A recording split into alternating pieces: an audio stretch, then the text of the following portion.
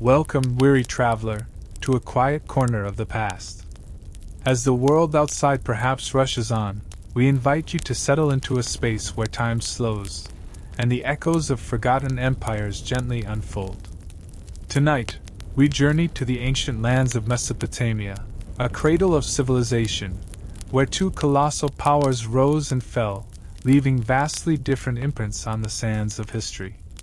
One, remembered for its grandeur and wisdom, the other, for its might and chilling reputation. We're going to explore the compelling contrast between Babylon and Assyria. As you drift through their stories, perhaps you'll find the answers to why Babylon is often recalled with a sense of wonder, while Assyria lingers in memory cloaked in fear. If these calming explorations of history help you unwind, consider subscribing and leaving a comment below. It truly helps this channel continue to bring these quiet tales to life. Now, let us begin our gentle descent into the heart of Mesopotamia, where the Tigris and Euphrates once nourished empires.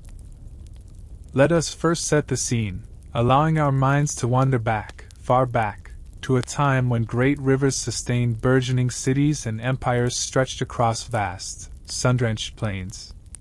We are in Mesopotamia, the land between the rivers, a region that witnessed the dawn of many foundational aspects of human civilization: writing, law, complex urban planning, and sophisticated governance. Within this fertile crescent, two distinct giants emerged, each shaping the course of history in its own profound, yet remarkably contrasting manner. Imagine, if you will, the broad, flat plains, where the life-giving waters of the Tigris and Euphrates annually overflowed, depositing rich, dark silt that made the land remarkably fertile. It was here, amidst the whispering reeds and the distant call of migratory birds, that human ingenuity truly blossomed. Early settlements grew into towns, then into bustling cities, each vying for supremacy, each contributing to a tapestry of cultures and traditions that would echo through millennia. Babylon, a name that evokes images of hanging gardens, of towering ziggurats reaching for the heavens, of wise kings and intricate legal codes. It is a name synonymous with learning, with astronomical observations that map the cosmos, and with an urban sophistication that was the envy of the ancient world. When we speak of Babylon, there is often a quiet reverence, a sense of something lost that was truly magnificent. Its very name, derived from the Akkadian Babili, meaning gate of God, suggests a connection to the divine, a spiritual significance that transcended mere earthly power. The city itself, particularly during its Neo-Babylonian zenith, was a marvel of brick and bitumen, adorned with glazed tiles depicting mythical beasts and royal processions. It felt, even in its ruins, like a place built with intention, with a grandeur designed to inspire awe, yes, but also a sense of harmony and order. The stories that clung to Babylon, even those filtered through later, often biased, accounts, speak of a place where wisdom was sought, where intellectual pursuits flourished, and where a certain kind of golden age briefly took root. Now, shift your gentle gaze to the north, to the rugged, undulating terrain further up the Tigris River. Here lay the heartland of Assyria. The very sound of its name often carries a different resonance, a colder, harder echo. Assyria, a name associated with formidable armies, with relentless conquests, with the methodical exercise of power and the calculated use of terror. While Babylon might whisper of ancient wisdom, Assyria often roars with the clang of chariots and the chilling cries of battle. Their great cities, like Ashur and Nineveh, were bastions of military might, their walls less about aesthetic beauty and more about imposing, unyielding strength. The narratives surrounding Assyria frequently focus on their military prowess, their efficient administration of conquered lands, and their unapologetic displays of dominance. They were the iron fist of Mesopotamia, a force that shaped its world through sheer will and disciplined might. The fundamental divergence in their historical memory stems from their core approaches to power and legacy. Babylon, though certainly possessing military strength, often prioritized cultural achievements, legal frameworks, and religious devotion as pillars of its authority. Its influence spread not just through conquest, but through the dissemination of its knowledge, its sophisticated trade networks, and the allure of its advanced civilization. It sought to integrate, to civilize, to create a stable order through comprehensive law and a shared understanding of the cosmos. Assyria, on the other hand, built its empire primarily through military expansion and a policy of systematic subjugation. Its enduring legacy is intrinsically linked to its martial capabilities, its strategic brilliance in warfare, and its readiness to employ fear as a tool of governance. While they too fostered learning, particularly in the later periods, and built impressive cities, their primary identity in the historical record remains that of the dominant warrior state. Their monuments, their inscriptions, their very artistic expressions often depict scenes of conquest, of submission, and of the unyielding power of the Assyrian king. So, as we settle deeper into this comparison, understand that we are not simply looking at two different nations, but at two distinct philosophies of empire, two profoundly different ways of interacting with the world, and two legacies that resonate through the quiet corridors of history in remarkably contrasting tones. One, a beacon of cultural brilliance; the other, an embodiment of formidable, even terrifying, power. This initial understanding, this gentle differentiation, will serve as our foundation as we explore the intricate details that colored the lives and reputations of these two Mesopotamian giants.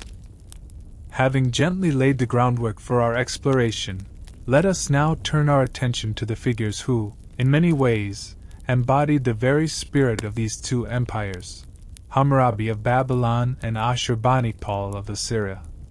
These were not merely kings, they were architects of their respective societies, their reigns reflecting and amplifying the distinct philosophies we've begun to uncover.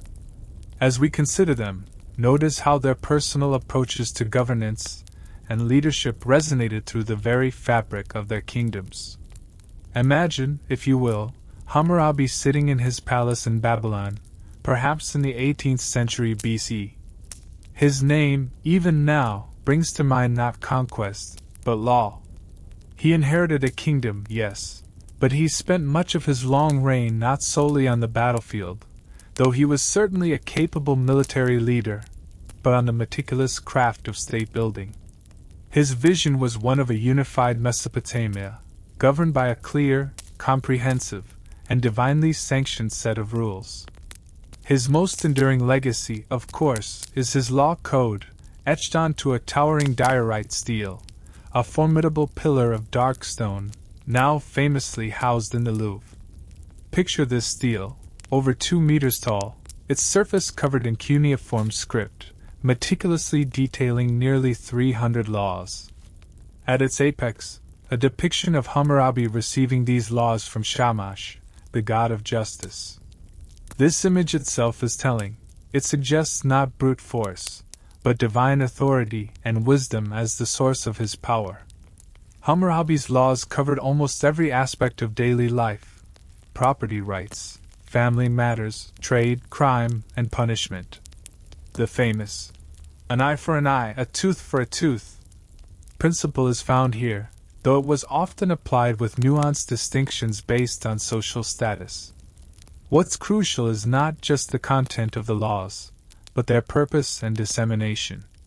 They were publicly displayed, intended to be known by all citizens, from the noble to the common farmer.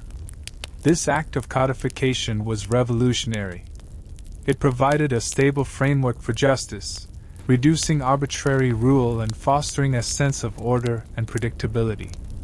For the ordinary Babylonian, the law was a tangible presence, a guide for conduct, and a recourse in times of dispute. Hammurabi sought to create a society where, as he proclaimed, the strong might not oppress the weak. His reign, therefore, is remembered for its emphasis on justice, internal order, and the establishment of a foundational legal system that influenced subsequent civilizations. Now let us shift our mental landscape to the powerful, often imposing, figure of Ashurbanipal, an Assyrian king who ruled much later, in the 7th century BC. His name conjures images of might, conquest, and intellectual curiosity. While Hammurabi's image is often associated with the lawgiver, Ashurbanipal is frequently depicted as the lion hunter, the fierce warrior, and paradoxically, the scholar king. Ashurbanipal inherited a vast empire, stretched to its limits by generations of aggressive military campaigns. His challenge was not primarily to establish order within a nascent state, but to maintain control over an immense, diverse, and often rebellious dominion. His approach was distinctly Assyrian, unyielding military campaigns to crush dissent, brutal displays of power to deter future uprisings, and a highly efficient, centralized administration to manage his vast territories. Consider the reliefs adorning his palace walls in Nineveh. Unlike Hammurabi's stele focusing on divine law, Ashurbanipal's art vividly depicts his military triumphs. We see detailed scenes of sieges, of cities ablaze, of prisoners being led away, and famously, of Ashurbanipal himself engaged in ritual lion hunts, symbolizing his absolute control over both nature and man. These were not mere artistic embellishments. They were propaganda, clear statements of imperial power, designed to instill both awe and fear in subjects and enemies alike. Yet, Ashurbanipal was also a man of profound learning, a king who famously boasted that he could read and write, a rarity for rulers of his time. His greatest legacy, beyond his military achievements, is the Library of Nineveh, a subject we will delve into more deeply. He dispatched scribes across his empire to collect, copy, and preserve thousands of cuneiform tablets, covering every field of knowledge, history, divination, medicine, literature, and more. This act speaks to a different kind of power, the power of knowledge and preservation. He understood that an empire, to endure, needed not just military might, but also a foundation of documented wisdom. The contrast is striking. Hammurabi sought to unify through a shared understanding of justice and a common legal framework, building a society from the inside out. Ashurbanipal maintained his empire through an outward display of military supremacy and an inward pursuit of knowledge to secure his legacy and understand his world, often driven by the need to manage and control a vast, conquered realm. One, the lawgiver; the other, the formidable warrior-scholar. Their reigns, though centuries apart, encapsulate the core differences in how Babylon and Assyria chose to define and project their power, shaping the very memories we hold of them today. As we continue our tranquil journey through ancient Mesopotamia, let us now contemplate two truly remarkable, yet fundamentally different, testaments to human ambition and ingenuity: the Hanging Gardens of Babylon and the Library of Ashurbanipal in Nineveh. Both were monumental achievements, wonders of their respective worlds, but they speak volumes about the values and aspirations that defined each empire. First, let us turn our gaze to Babylon, and imagine, if you can, the legendary Hanging Gardens. The very name conjures images of verdant terraces ascending towards the azure sky, a cascade of lush greenery in the midst of a dry, arid landscape. While their exact location and even their very existence are subjects of ongoing debate among scholars, a gentle mystery that only adds to their allure, the tradition of their beauty and innovative design persists. Attributed by legend to King Nebuchadnezzar II, who supposedly built them for his homesick Median wife, Amytis, longing for the mountains and greenery of her homeland, these gardens would have been an astonishing feat of engineering. Picture the scene: not merely flat garden beds, but an intricate system of tiered terraces, supported by massive brick arches, reaching perhaps as high as a modern building. Imagine the monumental effort involved in lifting vast quantities of earth to these dizzying heights, in waterproofing the structures with layers of bitumen and lead, and most crucially, in devising a sophisticated irrigation system. Water, drawn from the Euphrates River, would have been pumped upwards, perhaps by a chain of buckets, or by Archimedean screws, flowing down through the various levels, nourishing exotic trees, fragrant flowers, and vibrant shrubs. The sensory experience would have been extraordinary. The cool, damp air amidst the foliage, a welcome respite from the Mesopotamian heat, the sweet scent of blossoms carried on a gentle breeze, the vibrant colors of flowering plants contrasting with the baked earth of the surrounding plain. The sound might have been the gentle gurgle of water flowing through channels, or the distant buzzing of insects drawn to the nectar. The Hanging Gardens, whether entirely historical or partly mythical, represent Babylon's pursuit of beauty, luxury, and the mastery of nature for aesthetic and personal delight. They embody a culture that, alongside its legal and astronomical pursuits, also celebrated refinement and the creation of paradisiacal spaces. They were a symbol of opulence, a demonstration of the king's boundless resources and his ability to transform the very landscape into an architectural wonder, designed to inspire joy and wonder. Now let us journey north, to Nineveh, the formidable capital of Assyria, and step into a different kind of marvel, the library of Ashurbanipal. Unlike the elusive Hanging Gardens, this library is a tangible, excavated reality, a treasure trove discovered in the ruins of Ashurbanipal's palace. It represents an intellectual endeavor of monumental scale, a systematic attempt to gather and preserve the sum total of Mesopotamian knowledge. Imagine yourself walking through the silent, dusty halls of the royal palace, not through verdant gardens, but amidst orderly rows of clay tablets. Ashurbanipal, as we noted, was an avid scholar and collector. He dispatched his scribes throughout his vast empire, commanding them to find, copy, and bring back every text they could find. They painstakingly reproduced ancient Sumerian myths, Akkadian epics like the Epic of Gilgamesh, medical treatises, astronomical observations, omens, hymns, dictionaries, legal documents, and historical chronicles. The sheer scale of this collection was unprecedented. Tens of thousands of clay tablets, meticulously catalogued and arranged, filled the chambers. Each tablet, often inscribed on both sides, was a compact repository of information, baked hard for preservation. The sound here would have been the quiet rustle of scribes at work, the soft click of tablets being placed, or the murmuring of scholars deciphering ancient texts. The scent would have been dry earth and ancient clay, perhaps mixed with the faint aroma of the oil lamps that illuminated the chambers. The Library of Ashurbanipal was not a public institution in the modern sense. It was a royal archive, a scholarly resource for the king and his learned elite. Its purpose was rooted in the Assyrian desire for control, knowledge, and continuity. By preserving this vast body of information, Ashurbanipal sought to understand the world, to consult omens for wise governance, to learn from the past, and to solidify the intellectual foundations of his formidable empire. It was a demonstration of power, yes, but a power expressed through the systematic accumulation and mastery of information, a far cry from the visual spectacle of the Hanging Gardens. The contrast between these two wonders is profound.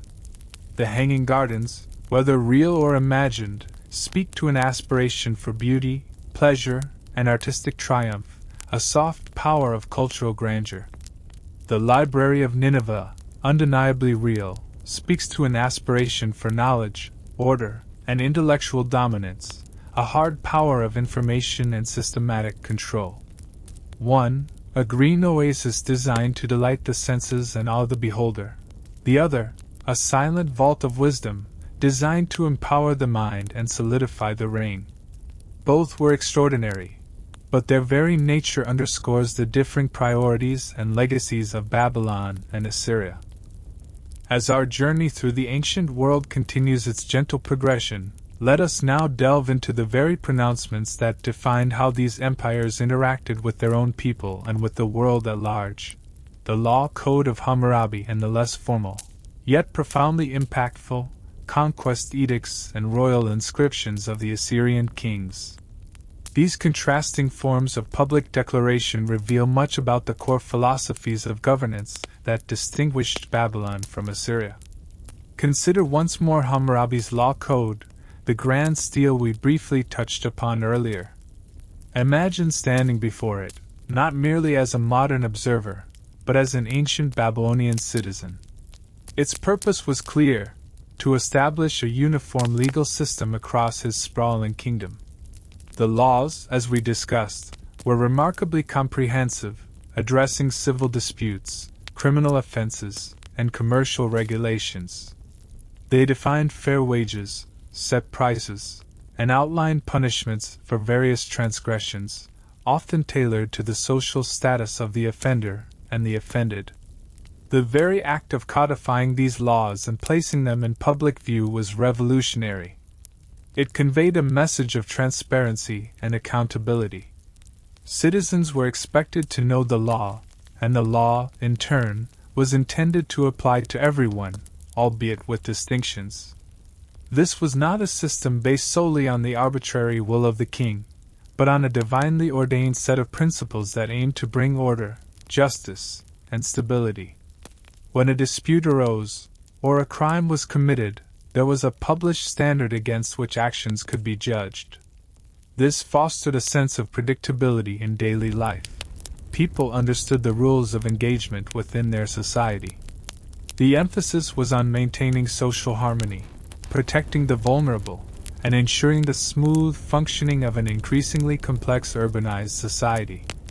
The law code spoke of rights and responsibilities, of community and the common good, even if the enforcement was often harsh by modern standards. It presented the king as a shepherd of his people, ensuring their well-being through strict, yet publicly known, justice. Now, let us turn our attention northward, to the Assyrian approach to public pronouncements, particularly their conquest edicts and royal inscriptions. While Assyrian kings did undoubtedly issue legal decrees within their own cities, their most prominent and enduring public statements were carved into palace walls, monumental steles, and obelisks, often in the very lands they had conquered. These were not codes of law for internal civil conduct but declarations of military might, divine favor, and absolute domination. Imagine vast murals in a newly built Assyrian palace, or a stele erected in a subjugated city. What do they depict? They show the king as a victorious warrior, often larger than life, trampling his enemies underfoot. The accompanying cuneiform inscriptions are not about establishing fair trade or property boundaries. They are detailed, often chilling, chronicles of military campaigns. They recount sieges, battles, the capture of cities, the deportation of populations, and the brutal suppression of revolts. Assyrian kings meticulously listed the tribute they exacted, the spoils they seized, and the gruesome fates of those who dared to defy them. These conquest edicts served multiple purposes. For internal consumption, they were a celebration of the king's power and divine mandate to rule the world. They glorified Assyrian might and instilled pride and confidence in the homeland. For external audiences, particularly conquered peoples and potential enemies, they were unambiguous warnings. They were designed to instill terror and discourage any thoughts of rebellion. The message was stark: resistance is futile, and defiance will be met with overwhelming, unforgiving force. The narratives focused not on legal frameworks for everyday life, but on the king's absolute authority, his strategic brilliance, and his divinely blessed capacity for destruction. They speak of fear as a tool of governance, of loyalty enforced through intimidation, and of an empire built and maintained through an explicit display of military supremacy. The contrast here is stark. Hammurabi's code aimed to regulate and harmonize internal society through law and justice, fostering a certain predictable order. The Assyrian inscriptions, by contrast, were primarily aimed at projecting external power and maintaining control over a vast empire through displays of military prowess and the deliberate use of psychological warfare. One sought to build a stable society from within, guided by known principles. The other sought to dominate and manage an expansive realm from without, through the visible and unyielding assertion of imperial will. These divergent approaches to public declaration profoundly shaped the way each empire was perceived in its own time, and how they are remembered, often very differently, in ours. Our peaceful exploration now leads us into the very heart of these ancient empires, their great capital cities.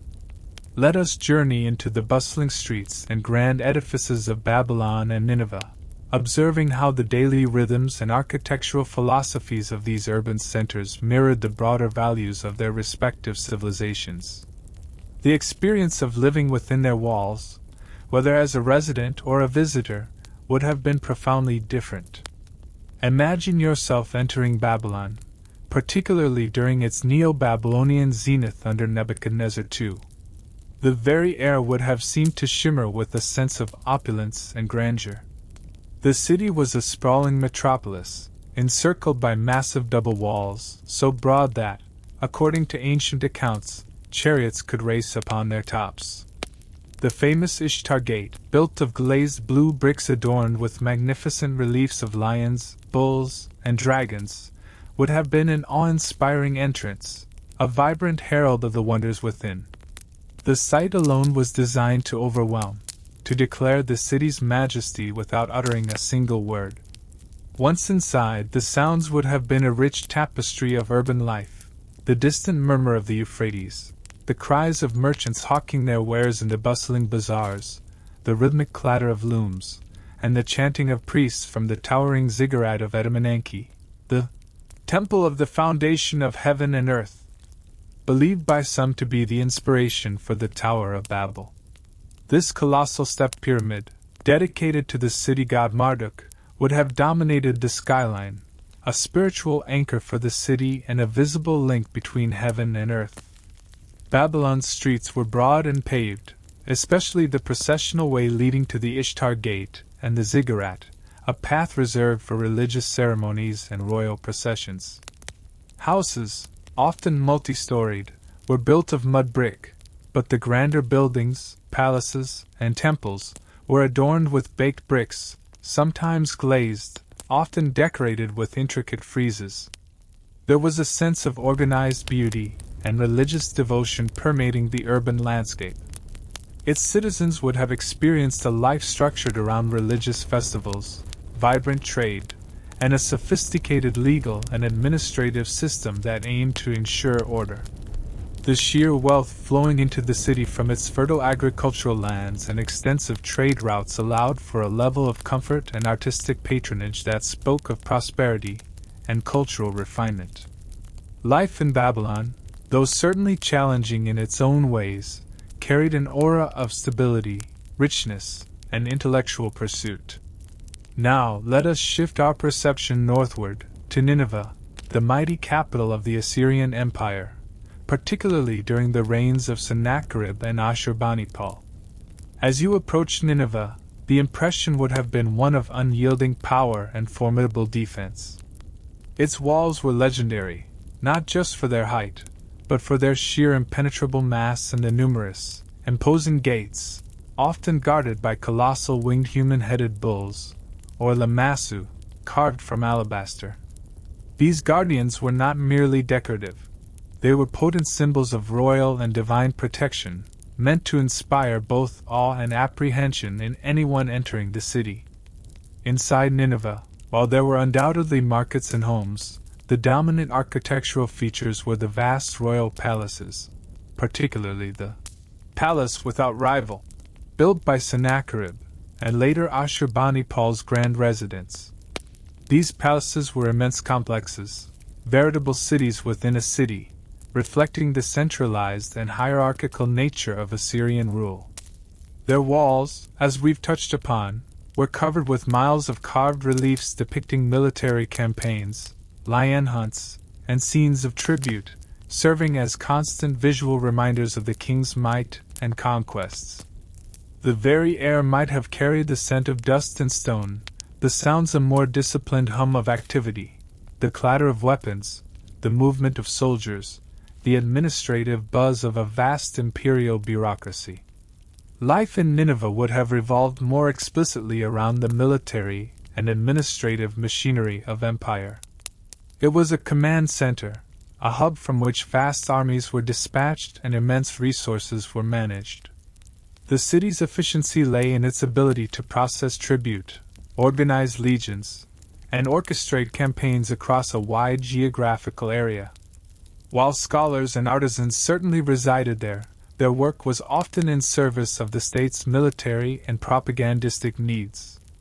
The city was a testament to logistical prowess and absolute control, a powerful symbol of Assyrian dominance that prioritized function and strategic intimidation over the more aesthetic and spiritual grandeur of Babylon.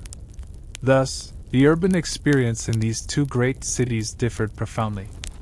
Babylon, with its shimmering Ishtar Gate and towering ziggurat, projected an image of sacred opulence, cultural richness, and established order.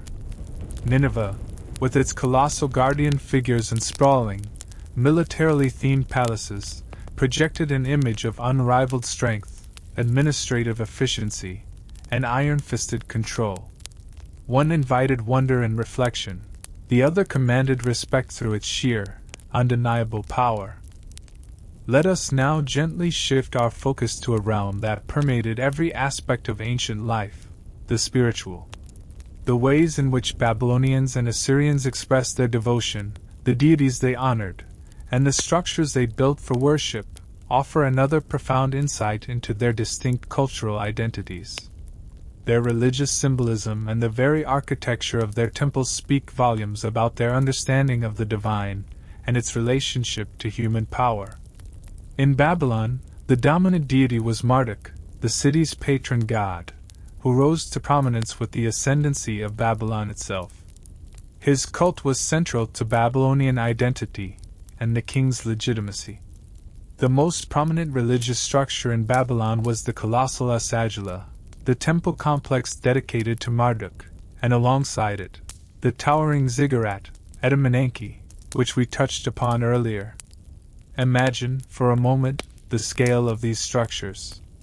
The Assyria, a vast precinct filled with shrines, courtyards, and administrative buildings, was the beating heart of Babylon's spiritual life. Its very name, the House of the Raised Head, suggests a connection to divine power and heavenly aspirations.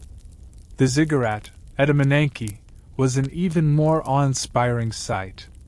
It was a massive, multi-tiered tower, built of sun-dried bricks and faced with baked bricks, possibly reaching a height of 91 meters, about 300 feet. Its purpose was not for congregational worship in the modern sense, but as a symbolic link, a cosmic mountain, a staircase for the gods to descend to earth and for priests to ascend to the heavens. At its summit would have been a small temple, where rituals were performed in honor of Marduk. The meticulous construction, the sheer effort involved in raising such a monument, symbolized the Babylonians' profound reverence for their gods and their belief in a structured cosmos where divine will permeated earthly existence. Religious festivals, especially the Grand New Year's Akitu festival, were elaborate affairs, involving processions of cult statues, public rituals, and a renewal of the king's divine mandate. The symbolism here was one of cosmic order, divine favor bestowed upon a pious city, and a deep, intricate relationship between humanity and the pantheon. Now, let us turn our attention to Assyria, where the religious landscape, while sharing common Mesopotamian roots, expressed itself with a distinctly different emphasis. The paramount deity in Assyria was Ashur, the national god, from whom the very name of the empire derived. Unlike Marduk, who gained his supremacy through cosmic battle and wisdom in the Babylonian creation epic, Ashur's character in Assyrian theology evolved to embody the martial spirit and imperial destiny of the Assyrian state. He was often depicted as a warrior god, associated with the Assyrian king's military campaigns and conquests. The temples dedicated to Ashur, particularly in the ancient capital city of Ashur, were significant, but they often took on a more austere, fortress-like appearance compared to the perceived grandeur of Babylon's temples. While ziggurats existed in Assyria, they did not dominate the urban landscape with the same symbolic weight as Etemenenki did in Babylon. Instead, Assyrian religious symbolism was frequently integrated directly into the royal palaces and monumental inscriptions. The king himself often acted as the chief priest, and the military victories and expansion of the empire were seen as direct manifestations of Ashur's will and power. Consider the lamassu, the colossal winged human-headed bulls or lions that guarded the entrances to Assyrian palaces. These were not merely architectural features.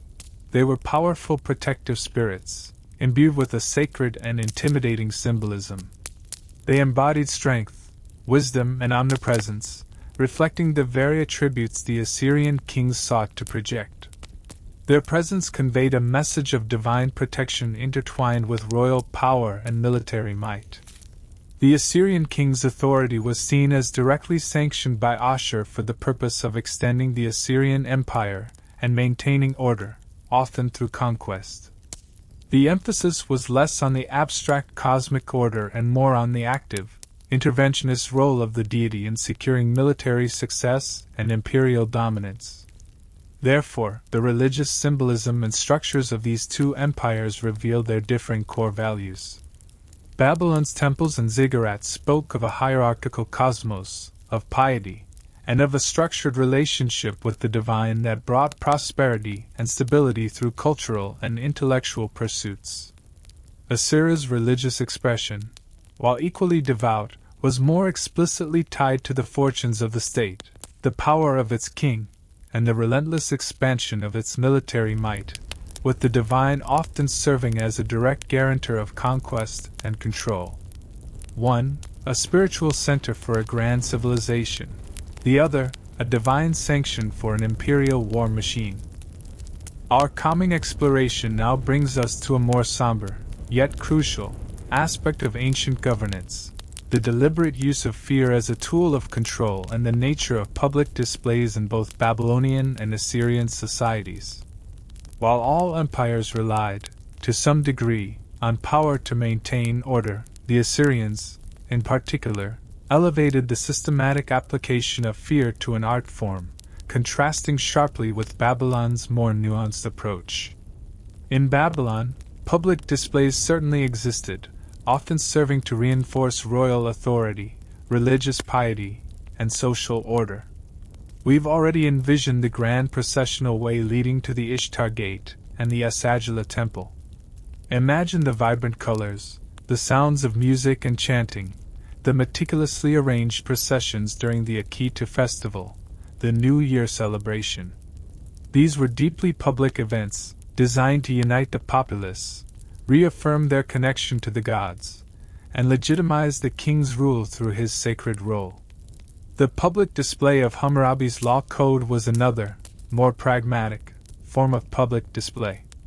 It communicated the rules, the penalties, and the king's commitment to justice. While the consequences for breaking these laws could be severe, sometimes involving mutilation or death, the intent was to create a predictable system, not to instill arbitrary terror. The fear was of divine retribution and legal consequence, not necessarily of capricious cruelty. Babylon's public face was largely one of order, piety, and the king as the guarantor of prosperity through wisdom and law. Now let us turn our attention to Assyria, where the use of fear was not merely a byproduct of harsh laws, but a highly developed and consciously deployed instrument of imperial policy. The Assyrians were masters of psychological warfare, understanding that a strong deterrent could prevent rebellion and secure submission more effectively, and perhaps more cheaply, than constant military campaigns. Their public displays were often grim tableaus designed to broadcast their overwhelming power and the futility of resistance. Consider the graphic nature of Assyrian royal reliefs and inscriptions. These were not hidden away in private chambers. They adorned the walls of palaces and public buildings in the capital cities, and were sometimes carved into cliff faces or steles in conquered territories. These artworks vividly depicted scenes of military triumphs, but also of brutal retribution. We see images of enemies impaled on stakes, flayed alive, decapitated, or led into captivity with hooks through their noses. The accompanying texts meticulously detailed these punishments, often boasting of the sheer number of victims. The sound you might imagine echoing in these spaces would not be joyous chants, but perhaps the heavy silence of dread, or the forced murmur of awe. The Assyrians also engaged in mass deportations on an unprecedented scale. Entire populations, craftsmen, farmers, soldiers, were uprooted from their homelands and resettled in distant parts of the empire. This practice served multiple purposes. It removed potential rebels, broke ethnic identities, and provided labor for Assyrian projects. But it also sent a chilling message: resist, and your very existence, your community, your land, will be taken from you.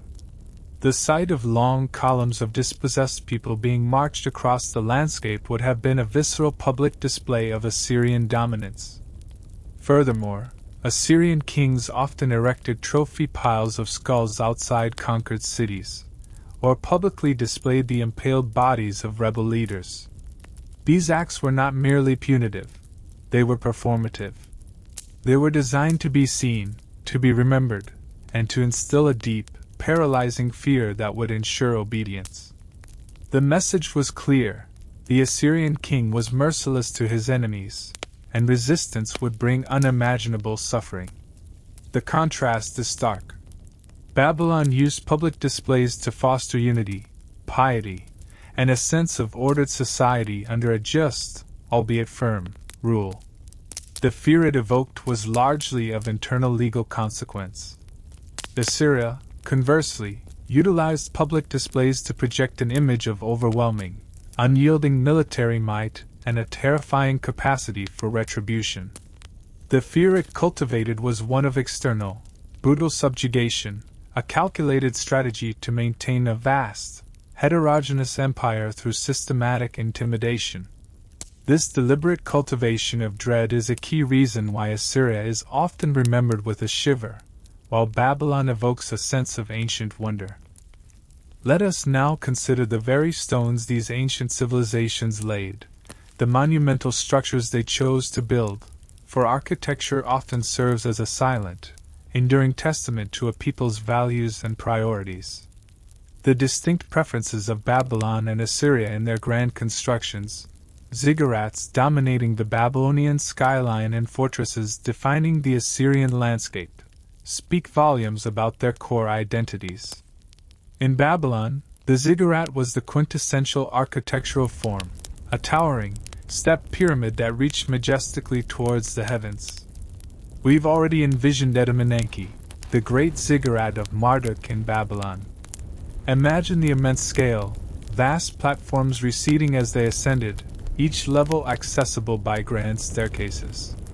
These structures were built from millions of sun-dried bricks, often faced with baked bricks for durability, sometimes glazed in vibrant colors. The very act of building a ziggurat was an act of profound piety, a colossal undertaking requiring immense resources and labor. The purpose of the ziggurat was primarily religious and symbolic. It was not a place for public gathering within its upper reaches, but rather a sacred mountain, a bridge between the earthly and the divine. At its summit stood a shrine or temple, believed to be the dwelling place of the city's patron deity, a place where priests could commune with the gods. The ziggurat represented the Babylonian understanding of the cosmos, ordered, hierarchical universe with humanity striving to connect with the divine. It was a visual anchor for the city, a point of reference, and a powerful symbol of Babylon's spiritual devotion, its connection to cosmic order, and its role as a sacred center. The sense of upward aspiration, of reaching for the heavens, permeates the very form of these structures. They were built to inspire awe and a sense of the divine presence within the city. Now, let us turn our gaze northward, to the heartland of Assyria, where the dominant architectural expression was not the sky-reaching ziggurat, but the formidable, earth-bound fortress and the sprawling, fortified palace complex. Assyrian cities like Nineveh and Khorsabad were defined by their immense defensive walls and the palatial residences of their kings, which were fortresses in their own right. Imagine approaching Nineveh. The first, and most lasting, impression would have been the sheer scale and impregnability of its defensive walls. These were not just walls, they were massive, multi-layered constructions, often incorporating towers, battlements, and moats. They were built for one primary purpose: protection and control. They spoke of a society constantly aware of threats, both internal and external, and utterly committed to securing its borders and its internal order through overwhelming physical barriers. The city itself often had a more militaristic layout, designed for efficient movement of troops and defense. Within these fortified cities, the royal palaces were the true architectural marvels. Take, for example, the Palace of Sargon II at Khorsabad, a vast, self-contained city palace. These were not merely residences. They were administrative centers, military headquarters, and monumental showcases of royal power. While they contained grand courtyards and ceremonial halls, their overall design conveyed a sense of strength, self-sufficiency, and intimidating authority. The entranceways were often guarded by the colossal lamassu, which we discussed, reinforcing the idea of an unyielding barrier against malevolent forces and rebellious subjects. The interiors, too, with their miles of carved reliefs depicting military campaigns, reinforced the message of martial prowess. The fundamental difference lies in their purpose and the message they conveyed. The Babylonian ziggurat was a structure of spiritual aspiration and cosmic connection, intended to elevate the city and its people towards the divine. It was a beacon of religious piety and cultural identity. The Assyrian fortress or fortified palace, by contrast, was a structure of earthly power, military strength, and absolute control. It was a defiant statement of imperial might, designed to deter enemies, secure dominion, and project an image of unyielding, tangible authority. One drew the eye upwards in contemplation, the other held it firmly to the ground, asserting dominance and security through formidable construction. As our quiet exploration continues, let us now turn our attention to the visual narratives these ancient peoples created, etched into stone and painted onto walls. Their artistic themes and palatial murals. These powerful images served not only as decoration but as profound statements about their worldviews, their kings, and their aspirations, revealing yet another layer of distinction between Babylon and Assyria. In Babylon, particularly during the Neo-Babylonian period, much of the surviving monumental art comes from the royal palaces and, most famously, the Ishtar Gate and the Processional Way. Imagine the majestic Ishtar Gate, not merely as a defensive entrance, but as a vibrant canvas. Its glazed, brightly colored bricks depicted stylized, mythical animals, the fierce lions, symbols of the goddess Ishtar, the elegant bulls, representing the god Adad, and the composite dragons, Meshussu, associated with Marduk. These animals are depicted in a repetitive, almost processional manner, creating a sense of order, power, and religious awe. The colors, deep blue, gold, white, and red, would have gleamed in the Mesopotamian sun, an overwhelming spectacle of divine protection and royal authority.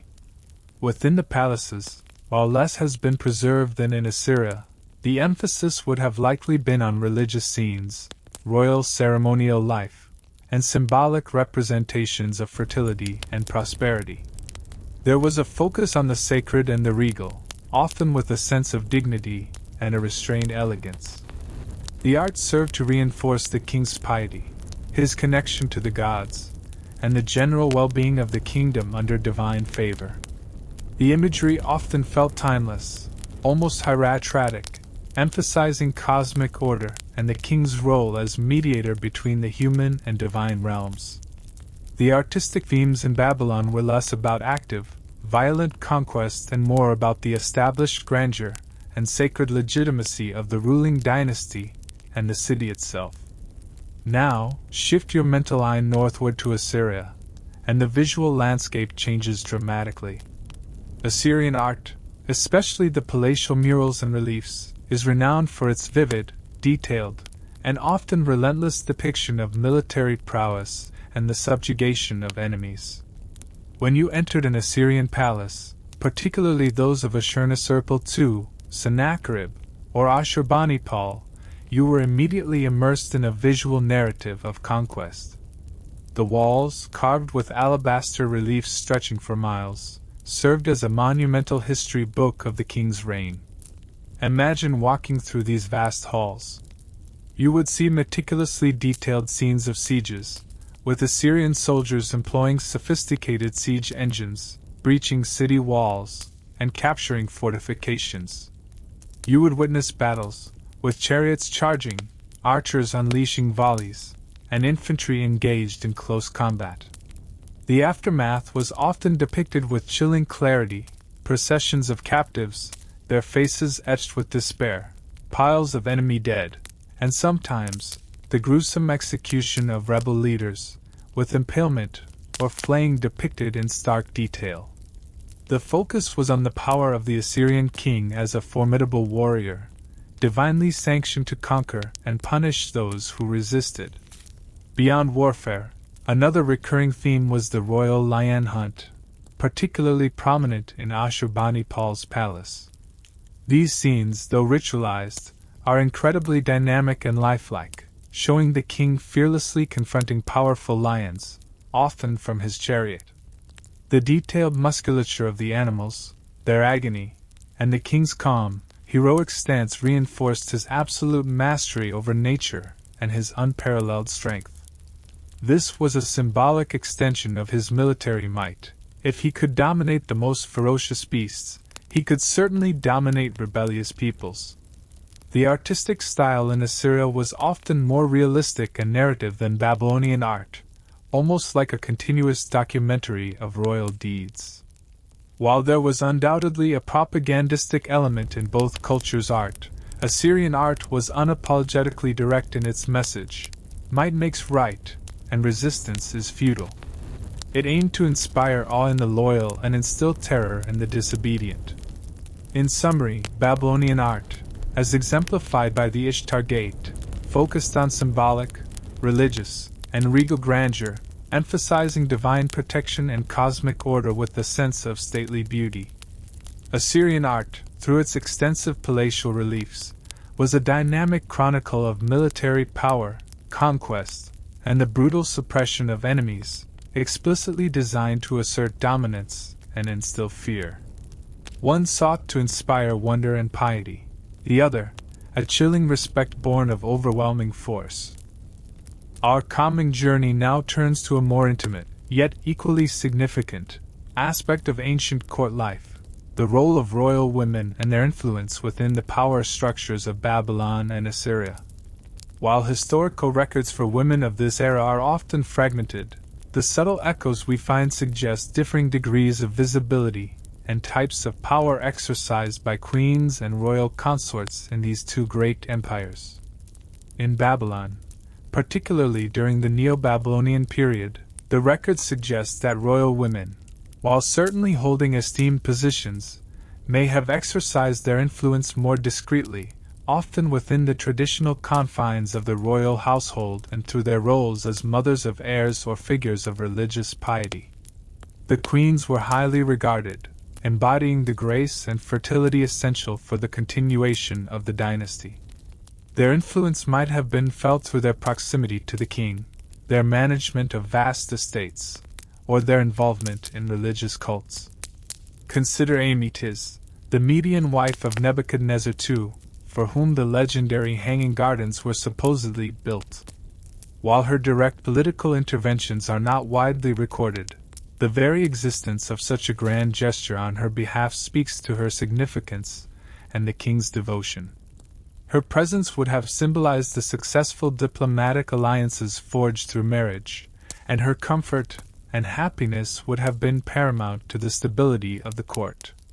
Royal women often played crucial roles in religious ceremonies, participating in rituals that reinforced the king's divine legitimacy and the city's prosperity.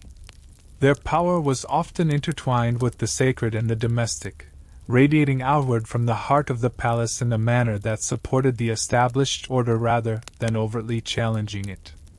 Their public image was likely one of dignified support, piety, and the embodiment of dynastic continuity. Now, let us turn our attention to Assyria, where the position of royal women, especially queens, appears to have been remarkably prominent and, at times, overtly influential, particularly in the later periods of the empire.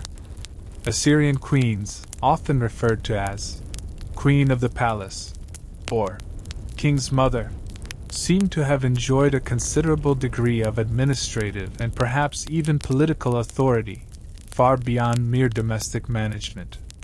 This is evidenced by their appearance in official documents, administrative texts, and even their presence on royal monuments. Imagine figures like Shemuramat, the queen regent for her young son Adad-nirari III in the 9th century BC, who some scholars believe might have been the inspiration for the legendary Semiramis.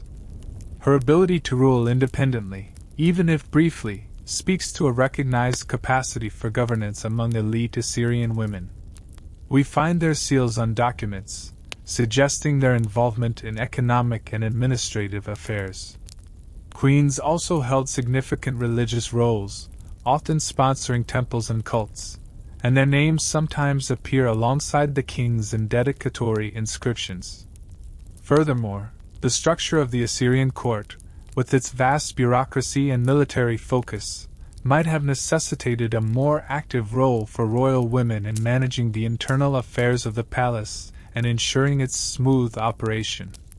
While not engaging in direct military command, their influence could extend to court appointments, diplomatic correspondence, and the internal politics that underpinned the king's external campaigns.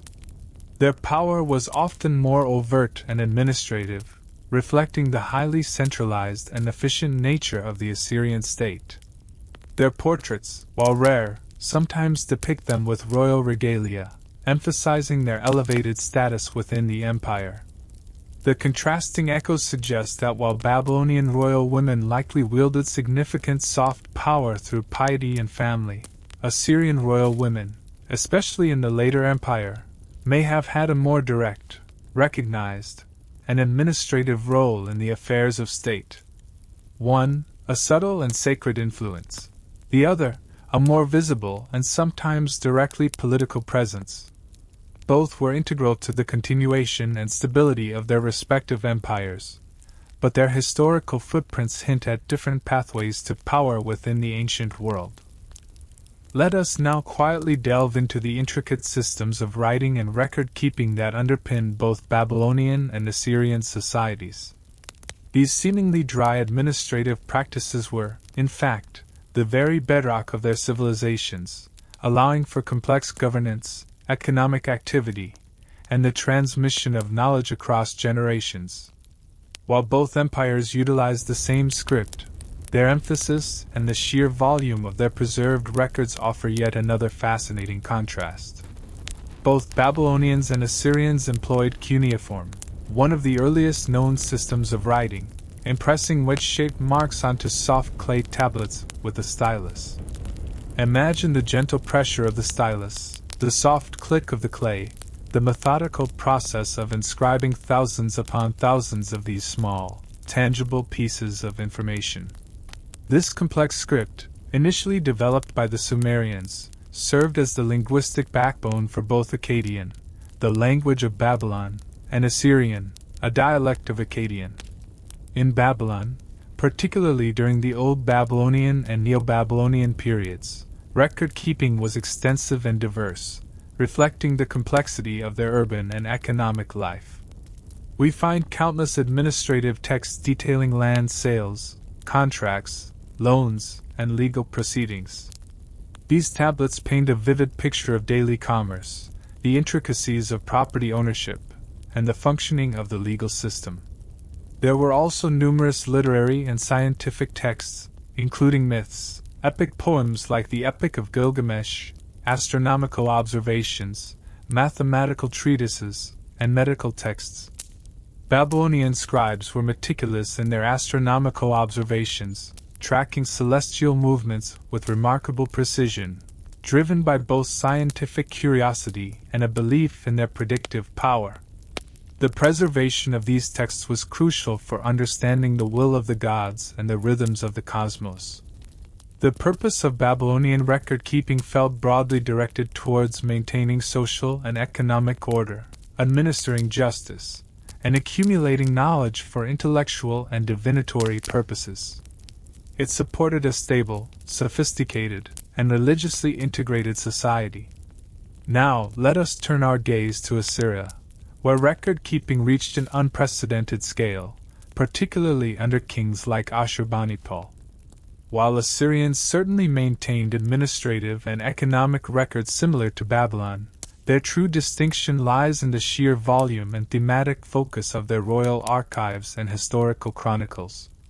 The Library of Ashurbanipal in Nineveh, as we've explored, stands as the paramount example of this.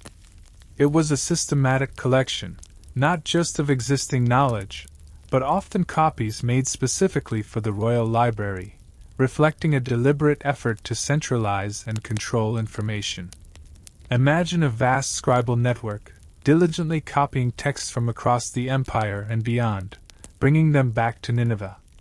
The Assyrians produced extensive royal inscriptions, meticulously detailing the military campaigns, conquests, and achievements of their kings.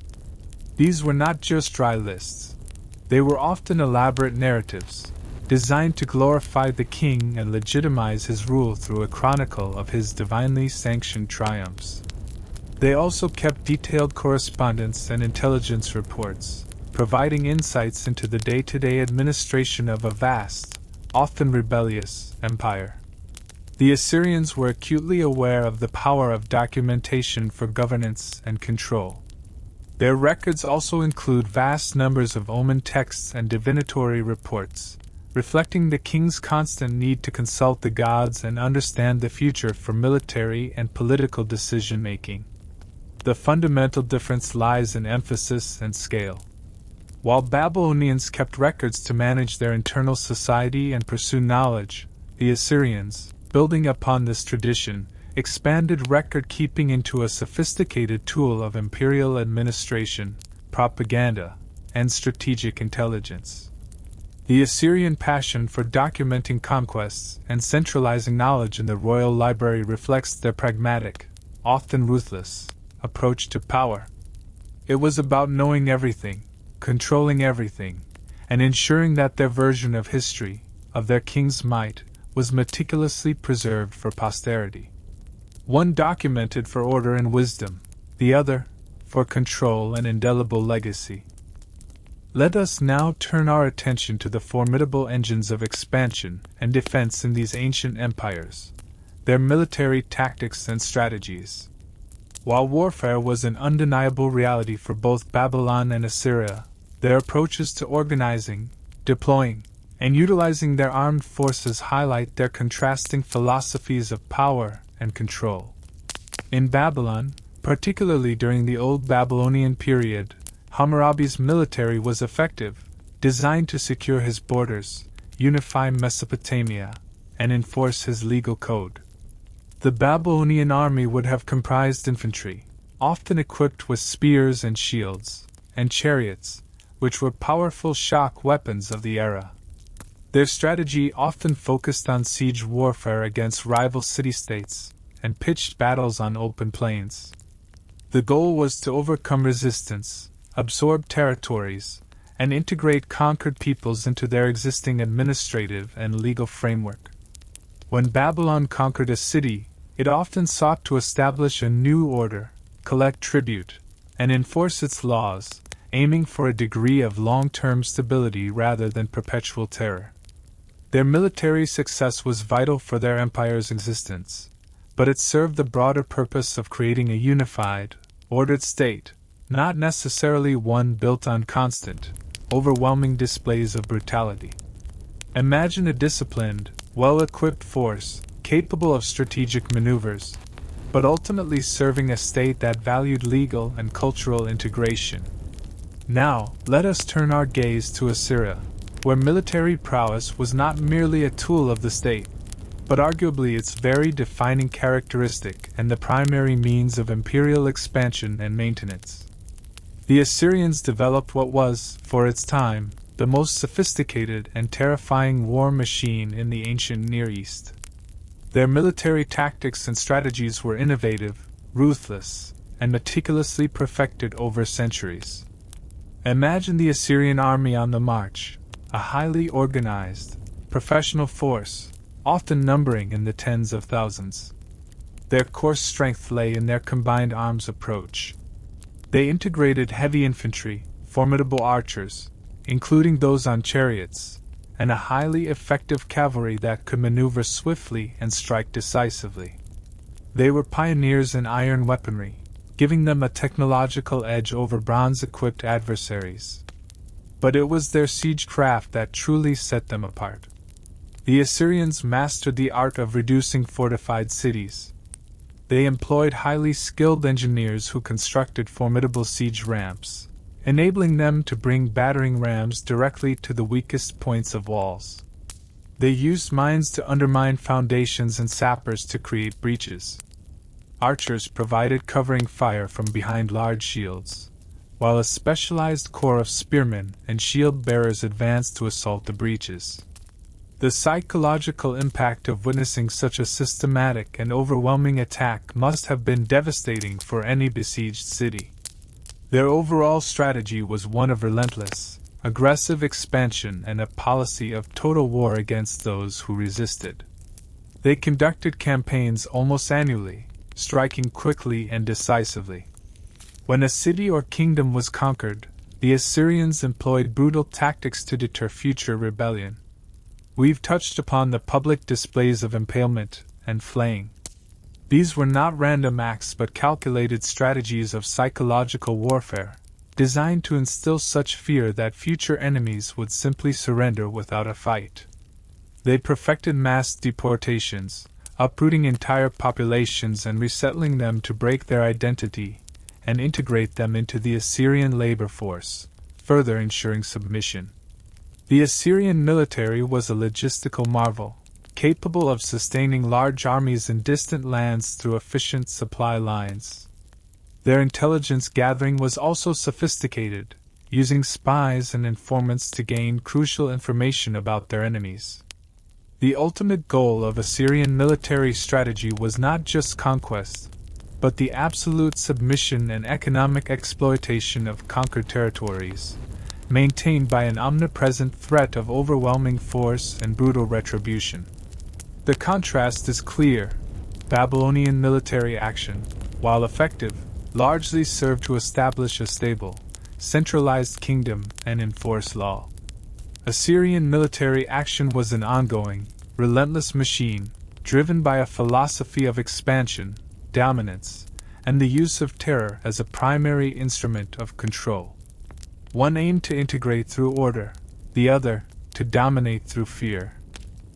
As our peaceful journey through the echoes of these ancient empires continues, let us gently consider their contributions to human knowledge and culture. Here, too, we find a striking divergence. Babylon's profound legacy in astronomy and mathematics, contrasting with Assyria's remarkable, almost chilling, precision in its administrative and military undertakings. These different contributions reflect the inherent values each society deemed most worthy of pursuit and mastery. In Babylon, the study of the heavens was not merely a pastime but a serious intellectual pursuit deeply intertwined with religion and governance. For centuries, Babylonian priests and scribes meticulously observed the night sky. Imagine them on the flat rooftops of their ziggurats, peering upwards night after night, charting the movements of stars and planets with extraordinary dedication. They developed sophisticated mathematical systems, including a sexagesimal number system, which we still use today in our measurements of time and angles.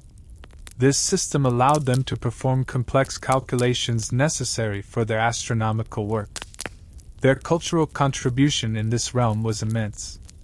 They compiled extensive astronomical tables, predicting eclipses, the movements of planets, and the solstices and equinoxes with remarkable accuracy.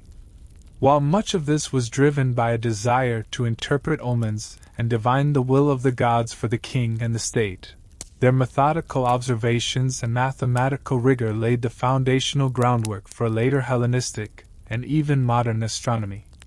They developed the concept of the zodiac, divided the day into 24 hours, and the hour into 60 minutes. The names of many constellations we use today derive from their classifications. Babylon's legacy is therefore deeply rooted in intellectual curiosity, systematic observation, and the development of abstract knowledge. It contributed to humanity's understanding of the cosmos, providing a framework for organizing time and space that permeated later civilizations. Now, let us turn our gaze to Assyria, whose cultural contributions, while perhaps less universally celebrated in academic circles than Babylon's astronomy, were equally profound in their own domain. The brutal precision of their administration, military organization, and information management. While Assyrians certainly valued knowledge and collected texts, their genius lay not in abstract scientific discovery, but in the highly practical, systematic, and often terrifyingly efficient application of order and control. Imagine the Assyrian state as a vast, meticulously organized machine. Their contribution lay in perfecting the logistics of empire. This involved unparalleled precision in military campaigns. As discussed, their army was a marvel of organization, with specialized units, sophisticated siege equipment, and highly efficient supply chains that allowed them to project power over vast distances. Their campaigns were planned with cold, calculated precision, minimizing waste and maximizing destructive impact. Administration of conquered territories. The Assyrians developed a highly centralized and efficient bureaucratic system for governing their empire. This involved meticulous record-keeping of tribute, resources, and populations. Their system of provincial governors and extensive communication networks ensured that orders from the king were swiftly and precisely carried out across the vast realm. The systematic nature of their deportations, though brutal, was also a testament to this organizational precision. Information management. The creation of Ashurbanipal's library was not just a collection of texts. It was an act of precise, systematic knowledge organization. Scribes meticulously cataloged and stored tens of thousands of tablets, creating an accessible repository of information for the king and his advisors. This was data management on an imperial scale, crucial for decision-making and understanding the vast complexities of their world. Propaganda. Even their public art and inscriptions, though terrifying, were crafted with a precise propagandistic purpose. Every detail, every depiction of conquest and punishment, was designed to convey a specific, unambiguous message of overwhelming power and the futility of resistance. While Babylon offered the gift of celestial understanding and mathematical frameworks, Assyria offered the grim, yet undeniably effective, gift of imperial efficiency, centralized command, and the systematic application of power and knowledge for control. One illuminated the heavens, the other, with brutal precision, shaped the earthly realm into a subordinate order. As our tranquil journey nears its twilight, let us now consider the inevitable, the fall of these mighty empires. Here, too, Babylon and Assyria present us with remarkably different narratives, one of a relatively peaceful, perhaps even resigned, absorption into a new power, and the other of a spectacular, brutal, and utterly definitive collapse under the weight of widespread revolt and vengeance. First, let us turn to Babylon's fall. Imagine the year 539 BC. Babylon, still a magnificent city, the jewel of Mesopotamia, was ruled by Nabonidus, a king perhaps more interested in archaeology and religious reform than in the affairs of state. The looming shadow was that of the Achaemenid Persian Empire, led by its formidable founder, Cyrus the Great. Unlike the Assyrians who built their empire on fear and terror, Cyrus cultivated an image of liberator and benevolent ruler. He famously allowed deported peoples to return to their homes and respected local deities and customs, a stark contrast to the Assyrian policy of forced assimilation. When Cyrus's army approached Babylon, the city, despite its legendary walls, offered surprisingly little resistance. The cuneiform accounts, including the Cyrus cylinder, suggest that the city was taken with relative ease, almost without a battle.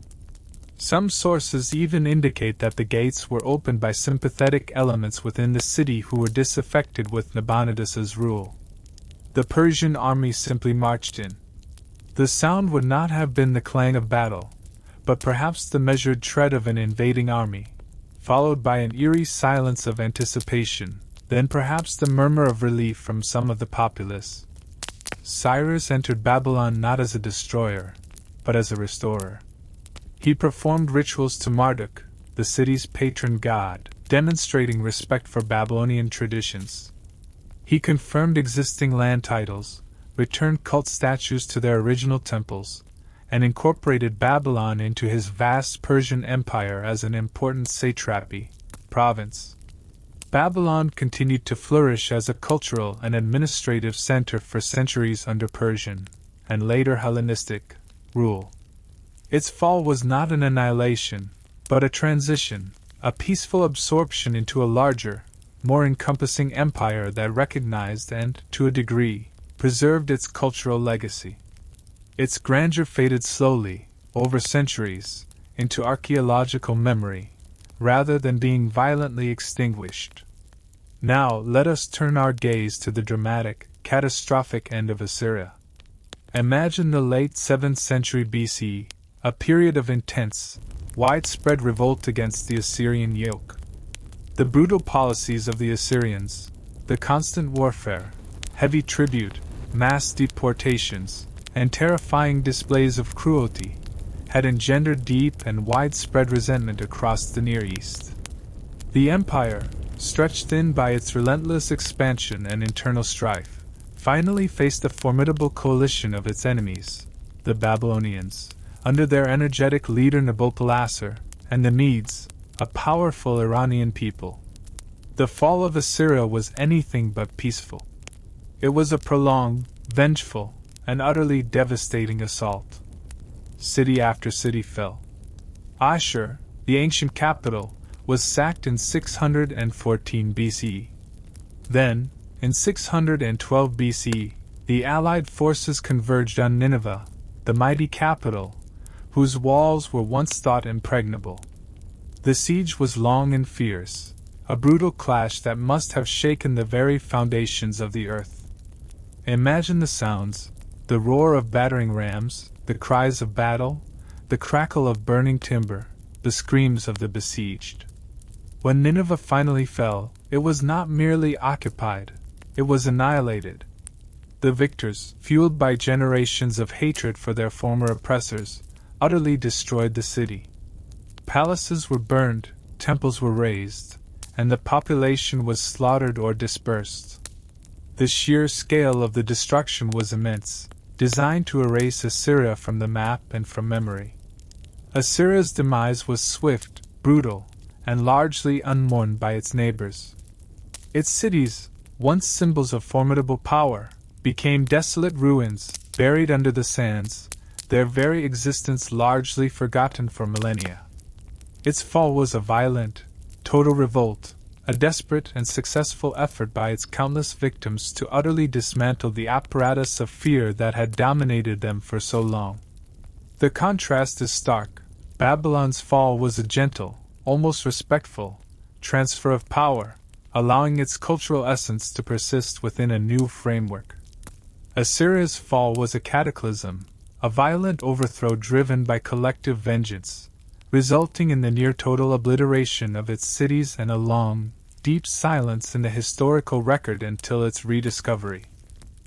Let us now quietly observe how the linguistic and cultural currents flowed from these two mighty empires, considering the enduring impact of their languages and the ways their cultures diffused throughout the ancient world. While both spread their influence, the manner and the legacy of that diffusion differed significantly, mirroring their distinct imperial philosophies. In Babylon, particularly after the rise of the Amorite dynasties and then the Neo-Babylonian Empire, the Akkadian language, specifically its Babylonian dialect, became a prominent lingua franca across Mesopotamia and the wider Near East for centuries. Imagine scribes from distant lands learning cuneiform to communicate, not just with Babylon, but with each other. This was the language of diplomacy, of legal contracts, and of intellectual discourse. Babylonian texts, from epics like Gilgamesh to mathematical and astronomical treatises, were copied and studied far beyond the city's walls. This wasn't merely forced imposition, but often a cultural choice by neighboring states who recognized Babylon's intellectual and spiritual prestige. The diffusion of Babylonian culture was often a softer, more pervasive process. It spread through trade networks, carrying not just goods, but ideas, writing styles, and religious concepts. It spread through the power of its intellectual achievements, particularly in astronomy and mathematics, which were adopted and built upon by later civilizations. Even after its political decline, Babylonian cultural practices, its calendar, its gods, and its scholarly traditions continued to influence Persian and Hellenistic periods. Its cultural diffusion was more akin to a quiet, steady current, subtly shaping the intellectual and spiritual landscape of its neighbors through attraction and recognized excellence, rather than through overt force. It fostered a shared intellectual heritage that transcended immediate political boundaries. Now let us turn our gaze to Assyria, where the diffusion of language and culture was largely an explicit consequence of conquest and imperial administration. While the Assyrians also spoke a dialect of Akkadian, their spread of language was less about intellectual allure and more about administrative necessity and military dominance.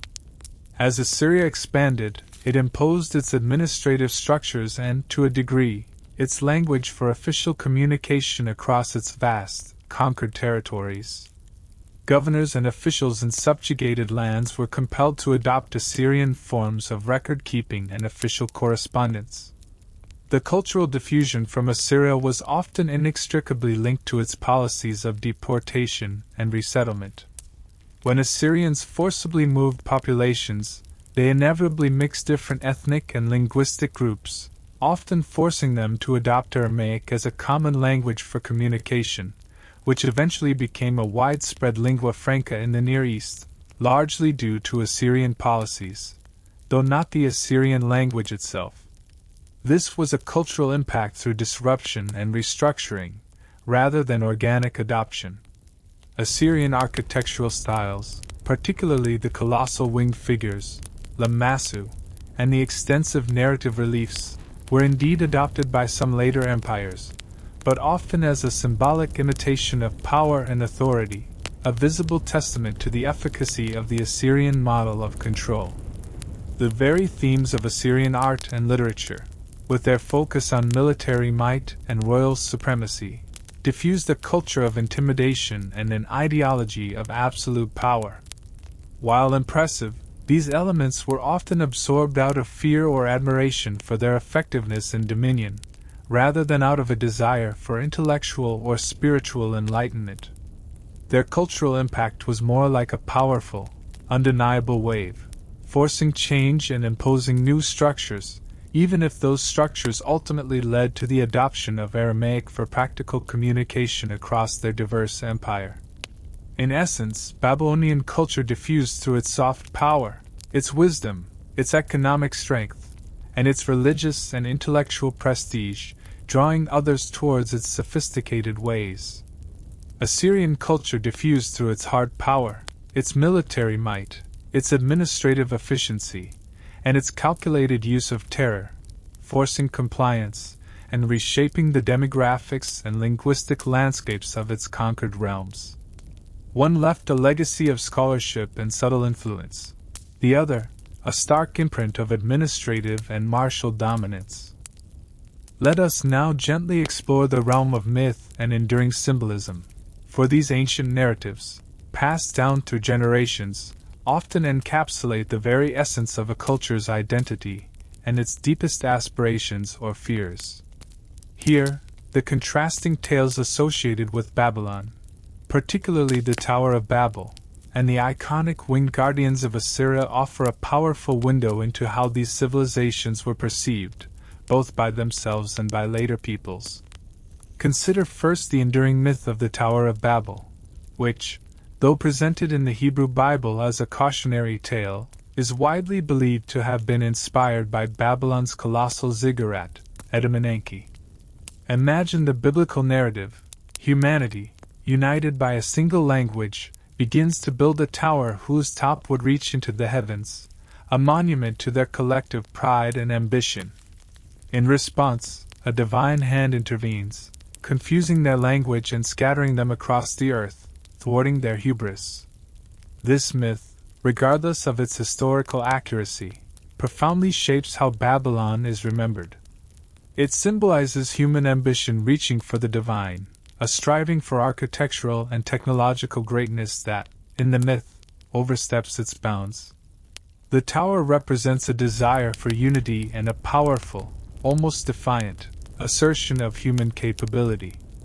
Even in its cautionary form, the story implicitly acknowledges the immense scale of Babylonian construction and the impressive coordination required to undertake such a feat. The echo of this myth is one of grandeur, aspiration, and a certain kind of intellectual daring, even if it leads to divine displeasure. It speaks to Babylon's reputation as a place of immense undertakings and a center of diverse peoples and tongues. The image is one of people working together on a colossal project, a testament to collective human effort, even if flawed. Now let us turn our gaze to the powerful and evocative image of the winged guardians of Assyria, the Lamassu. These colossal sculptures, often featuring the head of a human, the body of a lion or bull, and magnificent eagle wings, stood sentinel at the entrances of Assyrian royal palaces and sometimes at city gates. Imagine them, towering figures carved from alabaster, their serene yet imposing faces gazing outward, their powerful bodies taut with latent strength. These Lamassu were far more than mere decoration. They were potent apotropaic figures, believed to possess protective powers, warding off evil spirits and hostile forces. Their composite nature combined the intelligence of a human, the strength of a bull, or courage of a lion, and the swiftness of an eagle, embodying the very qualities of the Assyrian king himself and the formidable power of the empire. Their placement at entrances was a clear statement: this is a place of immense power, protected by divine and earthly might, and only those sanctioned may enter. The impression they conveyed was one of overwhelming strength, unyielding vigilance, and a certain chilling, unapproachable majesty. The sound you might associate with them would be a profound silence, amplifying their watchful, stern presence. The mythic association and symbolism are profoundly different. The Tower of Babel evokes human ambition, collective endeavor, and a striving for connection with the heavens, even if leading to divine intervention. It speaks to Babylon's cultural and spiritual significance, a place of convergence and grand projects. The winged guardians, the Lamassu, embody divine protection intertwined with terrifying earthly power, vigilance, and impenetrable strength. They speak directly to Assyria's core identity as a formidable, unyielding empire that maintained its dominion through visible displays of overwhelming force and a pervasive sense of watchful control. One, a story of human reach; the other, a stark image of protective, dominating power. Let us now quietly observe how these two great Mesopotamian powers extended their reach beyond their borders, engaging in foreign relations and trade. Their approaches to interacting with neighboring states, whether through diplomacy or dominance, reveal much about their respective strategies for maintaining power and prosperity in the ancient world. In Babylon, particularly during periods of stability and resurgence, its foreign relations were often characterized by a more nuanced blend of diplomacy, strategic alliances, and economic influence. While military strength was certainly a factor, Babylon frequently engaged in extensive trade networks, establishing long-distance connections that brought goods and wealth into the city. Imagine caravans laden with timber from the Levant, precious stones from the Iranian plateau, and metals from Anatolia, all flowing into Babylon's bustling markets. This trade was not simply transactional. It fostered cultural exchange and interdependencies with neighboring polities. Babylonian kings, though powerful, often engaged in diplomatic correspondence and treaty-making with other major powers of the time, such as Egypt, the Hittites, and other Mesopotamian states. These interactions, sometimes captured in archives like the Amarna letters, show a complex web of gift-giving, royal marriages, and negotiations aimed at maintaining a balance of power and securing economic interests. While they certainly waged war to expand and protect their interests, there was often an emphasis on stabilizing relationships to ensure the flow of resources and the continuity of their sophisticated urban life. Their foreign policy often sought to create a sphere of influence through shared culture, economic ties, and strategic alliances, a softer approach to securing their position in the geopolitical landscape. Now, let us turn our gaze to Assyria, where foreign relations were overwhelmingly dominated by a relentless policy of military expansion and direct subjugation. While trade certainly occurred, it was often framed within the context of tribute and conquest, rather than mutually beneficial exchange between equals. The Assyrian approach to their neighbors was fundamentally one of asserting dominance, demanding submission, and exploiting resources. Imagine an Assyrian king receiving foreign envoys. The scene would likely be less about polite diplomacy and more about the ceremonial display of overwhelming power. The envoys would be there to offer tribute, to formally submit, or to plead for mercy. Assyrian foreign policy was essentially an extension of its military might.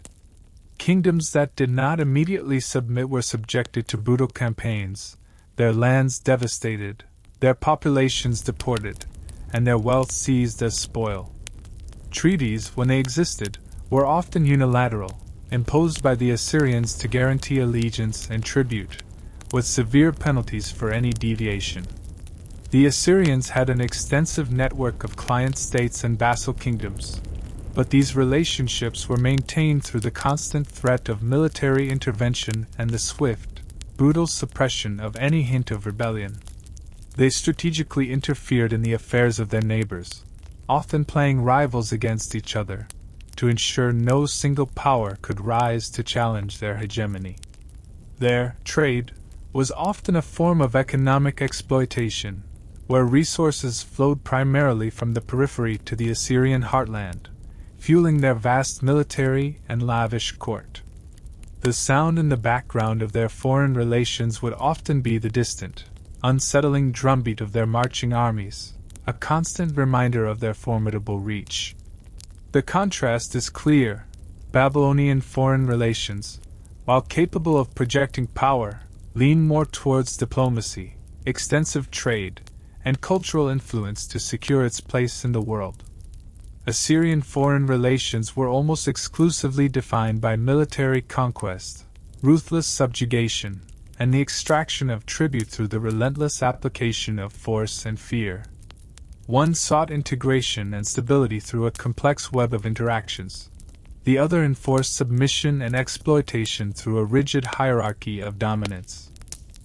As we gently draw closer to the present, let us consider how these ancient Mesopotamian giants, Babylon and Assyria, resonate in modern interpretation and popular culture.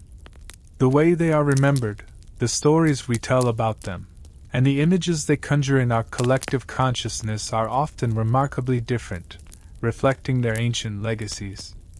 When we speak of Babylon in popular culture, the imagery is often one of mystery, grandeur, and sometimes moral decay.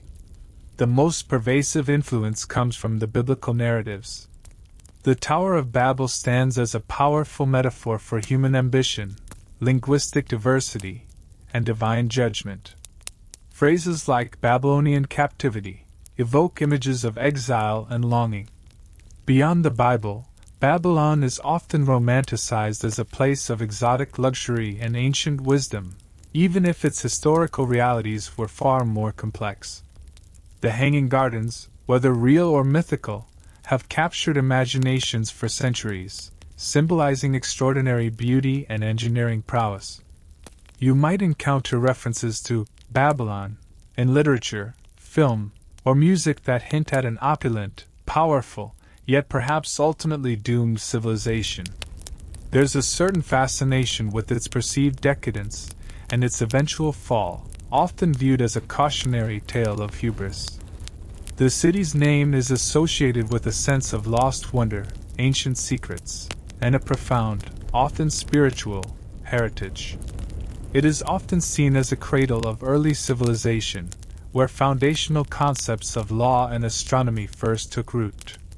The memory of Babylon in popular culture is typically one of awe mixed with a touch of melancholy for its vanished splendor. Now, let us turn our attention to Assyria, and the popular cultural echo here is markedly different. The name Assyria often conjures images of brutality, military might, and merciless conquest. Its portrayal in popular culture is far less romanticized than Babylon's, often leaning into its historical reputation as a formidable and cruel empire.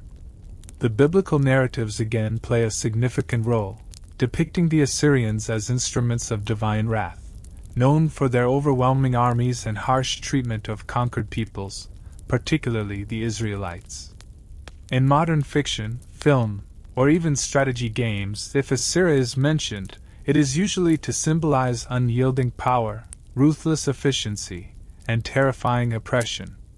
The imagery of their relief carvings, depicting scenes of impalement, mass deportations, and brutal sieges, has solidified their image as a particularly savage ancient empire. There isn't the same sense of lost wonder that accompanies Babylon. Instead, there's often a respectful, almost chilling, acknowledgement of their military effectiveness and their capacity for systemic violence. Phrases associated with Assyria might evoke an iron fist or scorched earth policies. While some might appreciate their military genius or administrative order, popular culture primarily remembers Assyria for its fear-inducing tactics and its reputation as the ancient world's ultimate superpower of domination. The distinction in modern popular culture is quite stark.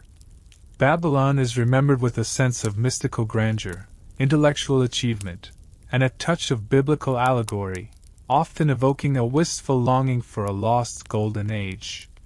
Assyria, by contrast, is remembered for its unflinching brutality, its military might, and its role as a fearsome oppressor, often serving as a historical archetype for ruthless power. These popular interpretations, though simplified, undeniably reflect the core legacies established by these empires themselves.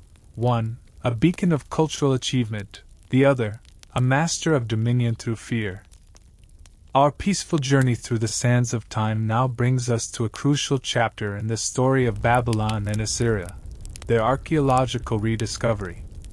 For millennia, these mighty empires lay buried, their cities swallowed by the earth, their stories faded into myth. It was only through the tireless efforts of intrepid archaeologists in the 19th and 20th centuries that their tangible remains were brought back to light, profoundly changing our understanding of ancient Mesopotamia. Imagine the deserts of modern-day Iraq in the mid-19th century. European explorers, driven by a thirst for ancient knowledge and the lure of biblical tales, began to excavate mounds of earth that locals called tells, ancient ruins. This was the dawn of modern archaeology, a methodical, painstaking process that was a far cry from earlier treasure hunting. The rediscovery of Assyria was particularly dramatic, and, in many ways, came first.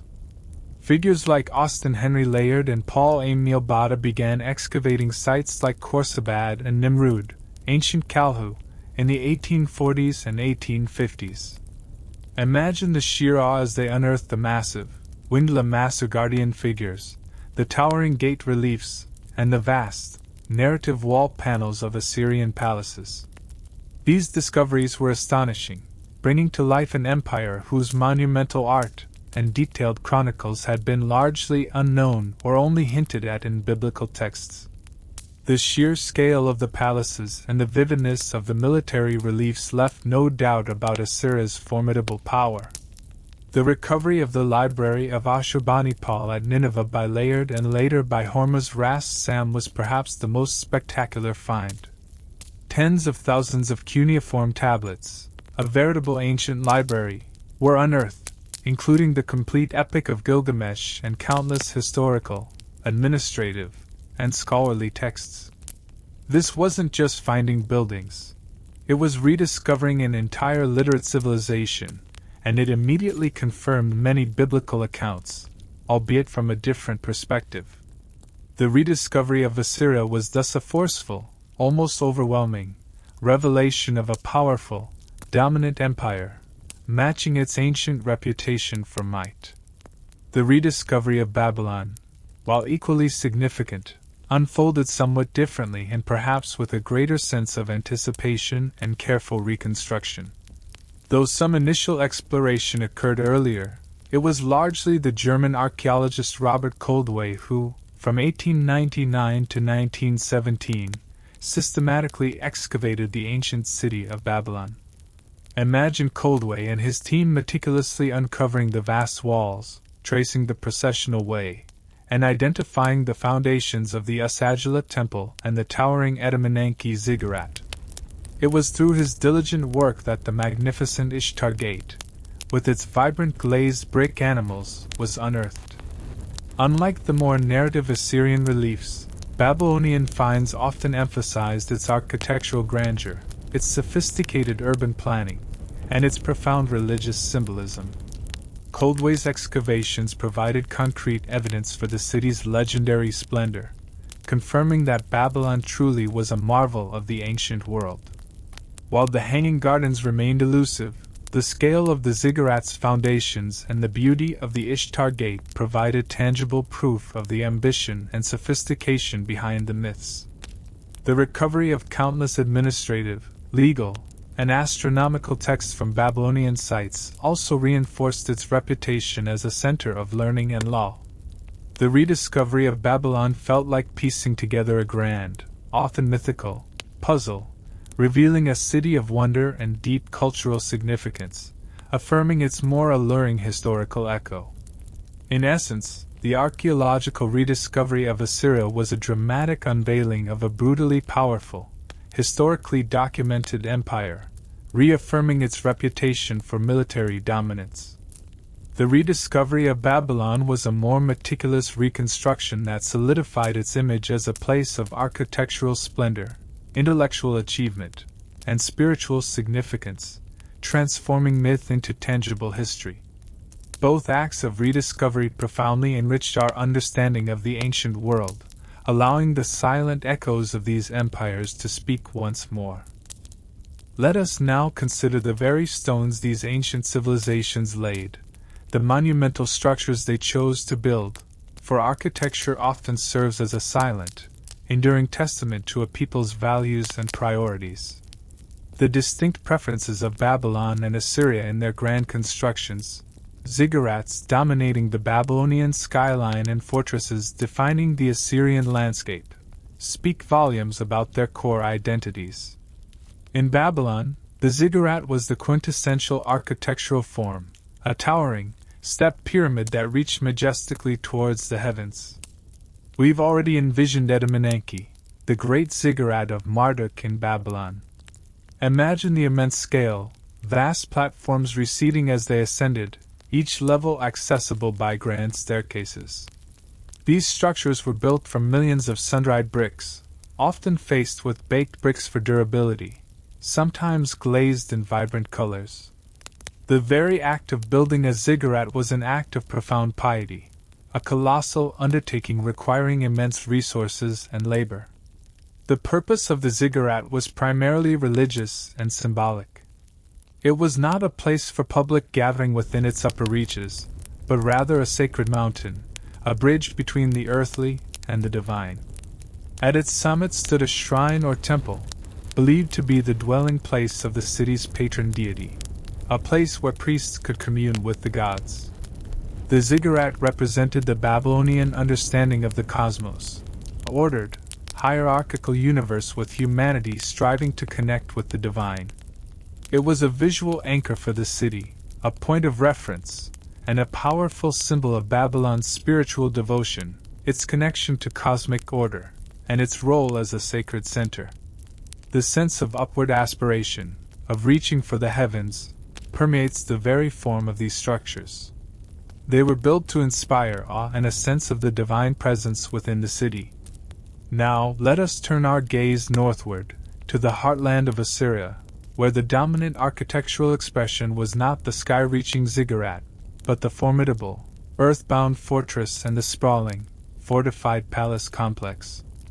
Assyrian cities like Nineveh and Khorsabad were defined by their immense defensive walls and the palatial residences of their kings, which were fortresses in their own right.